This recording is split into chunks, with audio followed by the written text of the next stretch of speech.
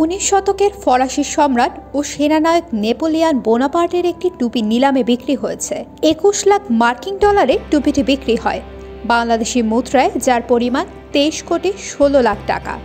যদিও নিলামকারী প্রতিষ্ঠান ধারণা করেছিল টুপিটি বড়জোর 7 থেকে 10 কোটি টাকায় বিক্রি হতে পারে।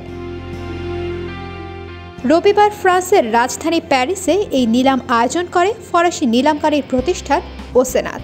তবে যে ব্যক্তি টুপিটি কিনেছে তার নাম পরিচয় প্রকাশ করেনি প্রতিষ্ঠানটি। ইতিহাসবিদেরা বলছেন টুপিটি ছিল নেপোলিয়নের ট্রেডমার্ক। এই টুপিটি পরা থাকলে বোঝা যেত ব্যক্তিটি নেপোলিয়ন। তার এমন প্রায় 120টি টুপি ছিল, এর মধ্যে এখন রয়েছে মাত্র 20টি, যেগুলোর প্রায় সবই ব্যক্তিগত সংগ্রহে রয়েছে।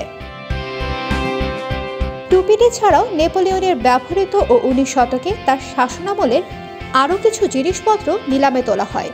এর মধ্যে রয়েছে নেপোলিয়নের ব্যবহার করা ঘোড়ার গাড়ি, কাঠ দিয়ে তৈরি বিশেষ ধরনের ব্যাগ, ঘুর, রূপালী টুথব্রাশ, একটি কাঁচি সহ আরও কিছু স্মৃতিচিহ্ন। জানা যায় জ্যালুই নইজে নামে একজন শিল্পপতির সংগ্রহে ছিল এসব স্মৃতিচিহ্ন। টুপিটি প্রথম সংগ্রহ করেন নেপোলিয়নের প্রশাসনের কোয়ার্টার মাস্টার কর্নেল পিয়েরে বেইলন। এরপর কয়েক হাত ঘুরে তা পান জ্যালুই নইজে। গত বছর মৃত্যুর আগে অর্ধ শতাব্দী ধরে এসব সংগ্রহ করেছিলেন লুই নইজে।